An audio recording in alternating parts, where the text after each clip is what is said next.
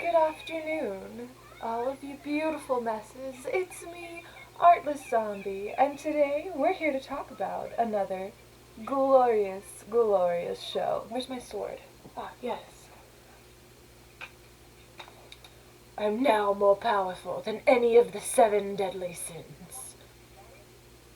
Okay, my Gil Thunder voice isn't very on point, but my Elizabeth voice is Sir Meliodas! We're setting a mood here. Are you ready? I don't know if you are, but I guess you get to be, because we're going on an adventure. If you haven't caught on yet, we are going to be talking about something I love very much. The 7 deadly sins. I hope you're happy to see me, because I'm happy to be here, and happy to see you. I forgot that I lit that. It's probably fine. Well, I tried to think ahead and only got so far. In this show, it's an anime, so if you don't love anime, you can screw yourself. No, please don't take that literally. You're allowed to have your own opinions, but if you haven't actually ever watched an anime, then you really haven't formed a valid opinion yet. You can't have an opinion on something if you haven't experienced it ever, so my challenge to you is to watch at least one anime in your lifetime, and not an animated kids show. Those are different, okay? Anyway, all of that outside of the realm of who cares, right? I'm not gonna finish this video before my roommate gets home, and he's gonna be upset. I love that. I love everything about that. Hopefully I don't spoil too much with this synopsis. I'm really bad at spoilers, especially when I'm talking about things I love, because a lot of the stuff that I love about shows is the twists and turns that it takes that take you by surprise, right? Kind of hard to take you by surprise if I tell you about it, right? We have Sir Meliodas, who is the dragon sin of wrath. And if y'all know anything about the 7 deadly sins, you'll know that wrath is probably one of the crazier ones. He's definitely the strongest in this particular show. All of their sins come from a specific event where a lot of people, or like a very important person, died or came near death because of their actions, or what was perceived to be their actions. A lot of them did nothing wrong in all reality, but it was perceived to be them doing something wrong. It's shitty. They each have their own individual sins, and they're all really interesting. It's based in Arthurian mythology, so, you know, Legend of King Arthur. King Arthur is in it. He's a real person. You get to see him. It's super fucking great. I love everything related to the Arthurian legends. You know, I think it's a pretty dope legend. I watched Merlin a lot, which I will make a video on Merlin, but it's not this video. So the 7 deadly sins is set in a universe where all humans have a magical ability. Well, I guess not all humans, but most humans have developed a magical ability of some form, which, you know, is always a great start for a good anime. There are other races, though, and none of the 7 deadly sins are the same race. You have Meliodas, who is the captain. He's a demon. There is Bon, who's my personal favorite, and he used to be human, but is now immortal. You have King, who is the king of the fairies. His name is Harlequin, which I think is a pretty cool name. And Deanne is a member of the giant race. Merlin is a mage. She's not really human. She's a Nephilim, technically. And Escanor is a human. He's the only, like, actual human in the group, is Escanor. And then number 7, Gother, is a doll. Gother is a great character for a lot of reasons. I really love his character. He's one of those characters where you can't really grasp whether he's good or bad for a lot of the story, but there's a reason for that. Basically, his thing is that he doesn't really feel emotions, and a lot of the actions that he takes are to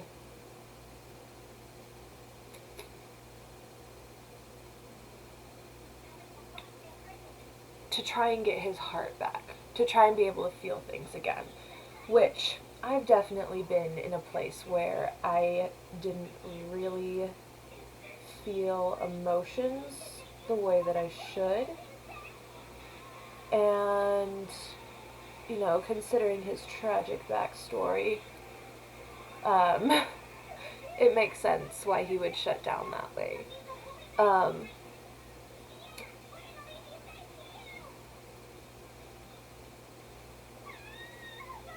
And I think after he gets his heart back, because he does eventually get his heart back, he's a beautiful character. I mean, he's a beautiful character beforehand, because even without his heart, without being able to feel those things, he still like shows compassion for some things, you know, that he could definitely be more compassionate, but he's not completely devoid of it, which I like, you know. I freaking love Vaughn. Okay, he's literally the best. I know some people would disagree because everyone seems to love Meliodas, which, don't get me wrong, Meliodas is great. Vaughn, though. He is the Ethoxin of greed. He is 100% in love with Elaine, who is a fairy. She's actually King's sister. And he also cannot be killed, no matter how hard you try. Any wound that is afflicted upon him is healed. Not instantly, but like almost instantly. He likes to play dead. But then he'll be like, ah, psych! It's hilarious. I love his love for Elaine,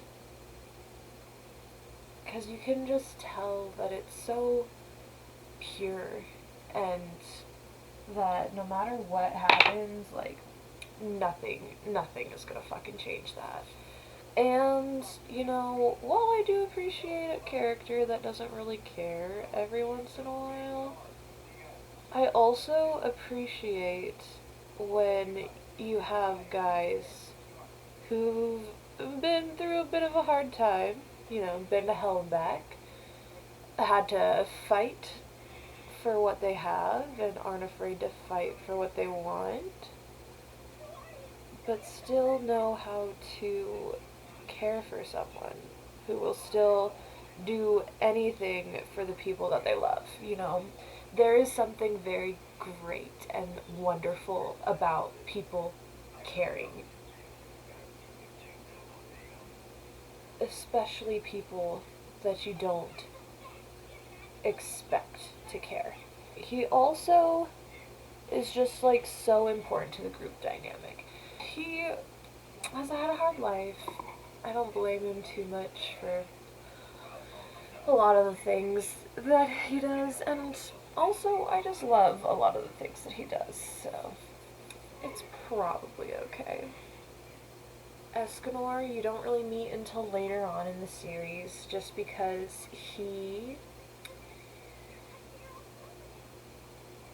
I don't know, there's a lot of reasons. His power is sunshine, which means that during the daytime, he gets stronger based on where the sun is at. So noon is when he is the strongest, literally, because the sun is highest in the sky. He can literally summon up his own sun. he can't control it at all. It's just based on where the sun is at. So even if he's not in a fight at noon, without the help of Merlin, he would just kind of be screwed. Because his body temperature raises along with his strength. He gets a lot buffer. It's really crazy. Um, but yeah, it's pretty cool. I like Smallbright, Escanor in his knight form. He's at his weakest, but I think he's also the truest version of himself, if that makes sense. And his sin is pride. Merlin doesn't really have a whole lot to her. She's the sin of gluttony because she likes knowledge, and that's basically her character, is that she likes knowledge. She's there to provide the characters with things that they need to know to progress in the story. And she's really badass, but she doesn't really do a whole lot because she always ends up in some kind of situation that definitely could have been avoided, but she didn't for some reason. It's probably fine. So they all work together, play together, have good times together. They're all good friends, and I appreciate that. I'm sick of all these animes where everyone's just trying to better the other people and none of them get along. I'm sick of it. It's time for friendship. And they all work together really freaking well, and I think that's also a beautiful thing. King is one of the best characters because he is badass but doesn't really realize it. Because he's the fucking fairy king. When he's fighting for his friends or his family and people that he loves, he will get infinitely stronger until he is strong enough to defeat the big bad. And it's fucking epic to watch. I also just love his personality. He's a pretty cool character, just in general. He's a lot of people's favorite character, but I'm a Bond girl through and through. You can't take it from me.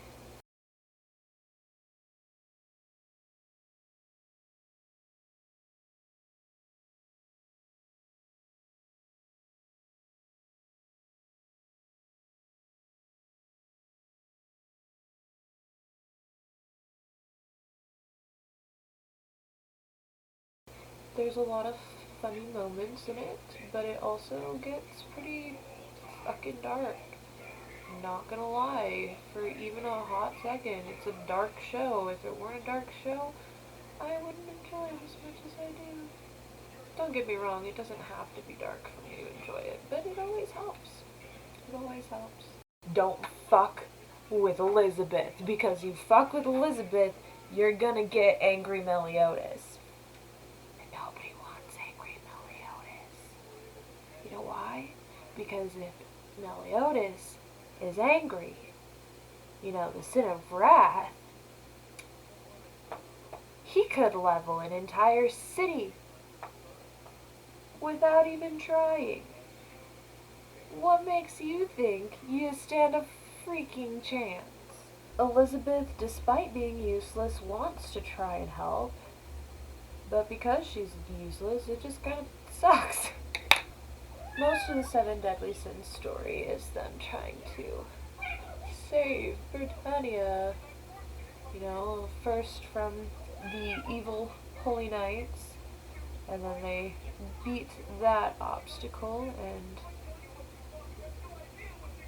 the demons get raised up, and so they have to fight the Ten Commandments, which is pretty dope, honestly.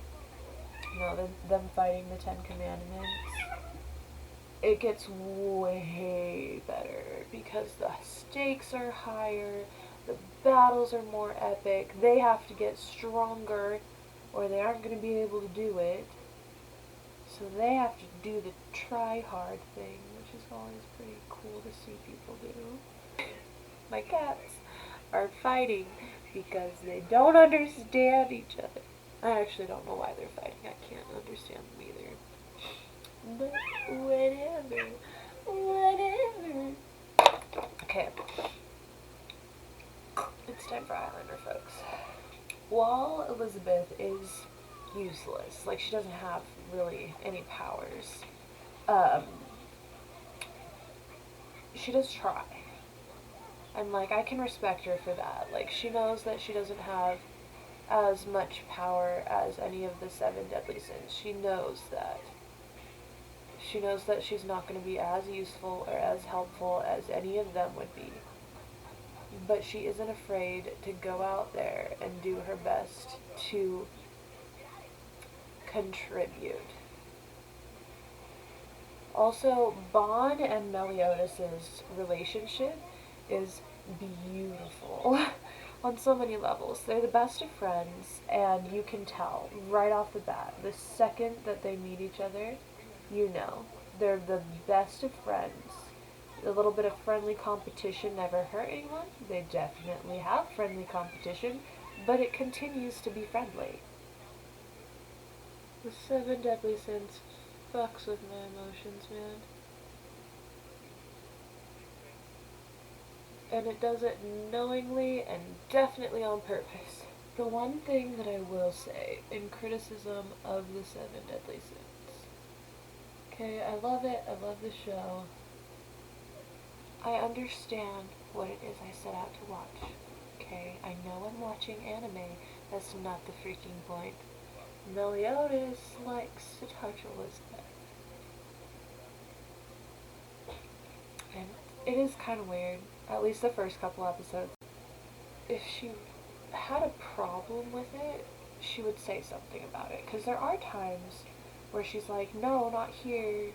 This isn't a good place. This isn't a good time, you know. She does say that. So she would speak up if it made her uncomfortable. And a lot of people just assume that it makes her uncomfortable because they don't really establish any kind of real relationship. Okay, that's not true. They do establish a relationship, and it's like a relationship that spans over several lifetimes, over several, like, it's crazy. They've known each other for hundreds of thousands of years, and they've always been in love, and it's an adorable love story, and she doesn't remember any of that.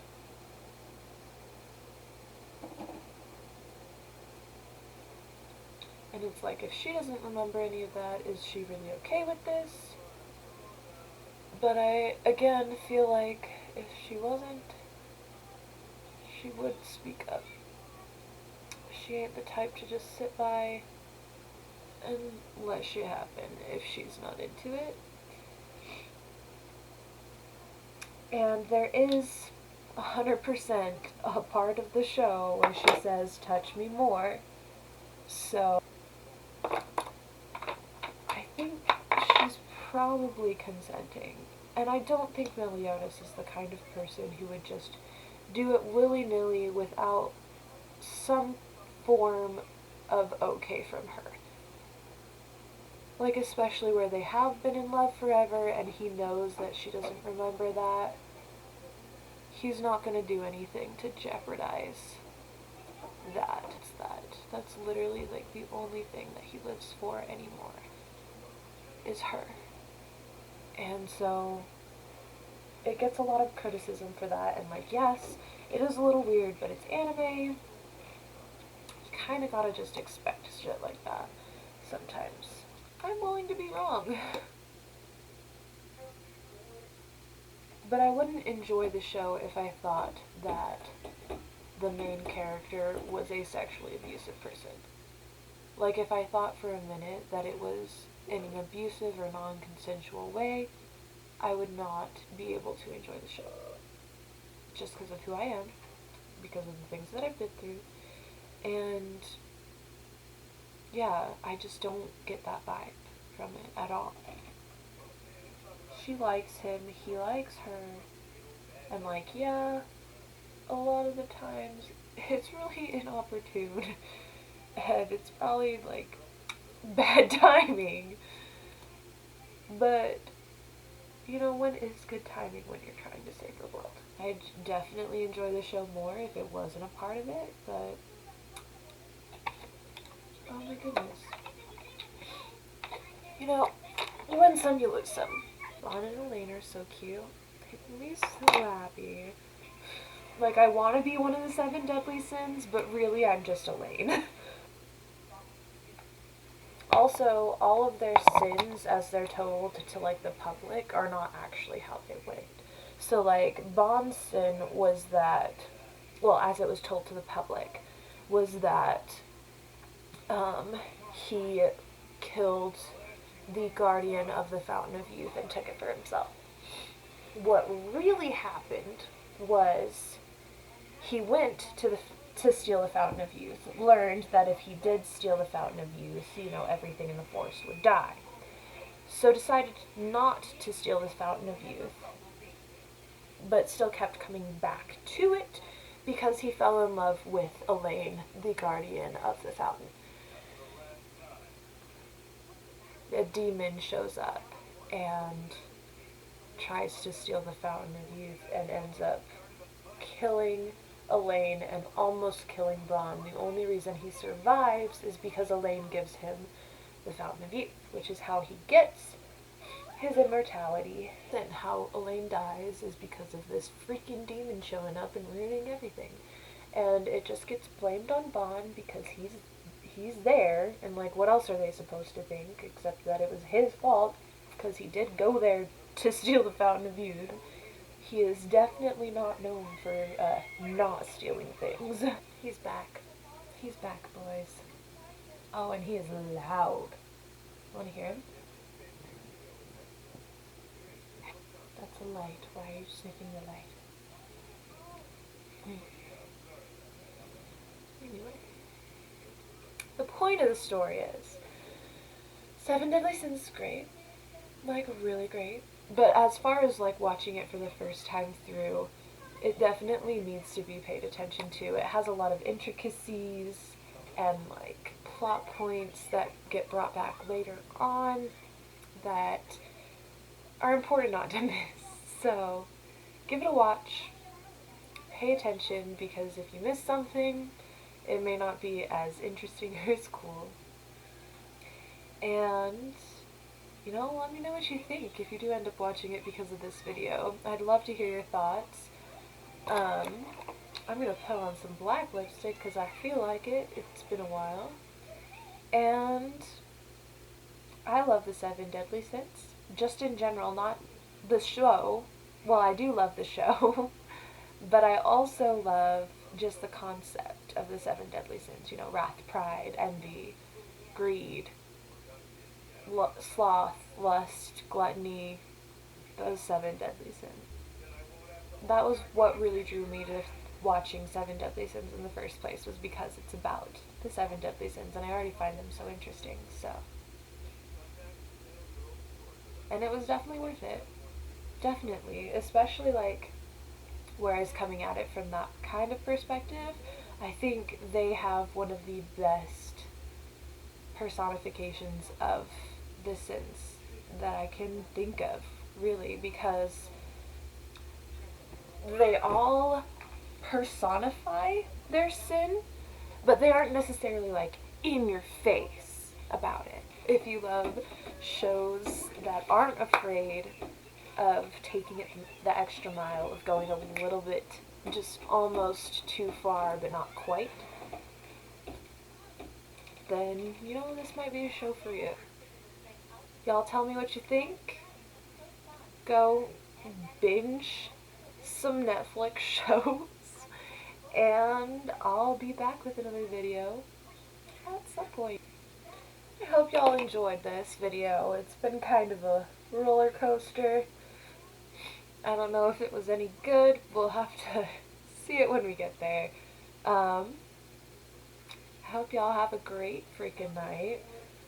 Let me know if you want to hear more about my lovely anime endeavors, or my cats, because I have 4 of them, technically. 2 of them are my roommates. This one is shared between all 3 of us. And then Cass is mine.